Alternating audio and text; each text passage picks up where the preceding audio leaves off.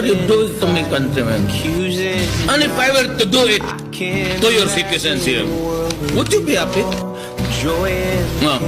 Kasabay ni Pangulong Rodrigo Duterte umuwi ang mahigit 100 OFW mula sa Middle East.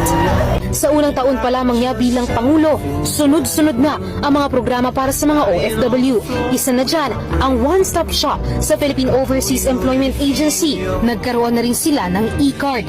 Binuhay rin ng Administrasyong Duterte ang OFW Bank. Tinutukan din ni Pangulong Rodrigo Duterte ang mga kaso na mga pang-aabuso sa ilan nating mga kababayan sa Middle East. Dito kasi sa Duterte administration, nakikita po natin yung mga proyekto nila na hindi lang salita, ting gawa. Mahigpit ang kautusan ng Pangulong Rodrigo Duterte na tiyakin ang kaligtasan ng overseas Filipino workers. And if they want to go home, libre na yan. We will fund it. And if they get sick, I will pay.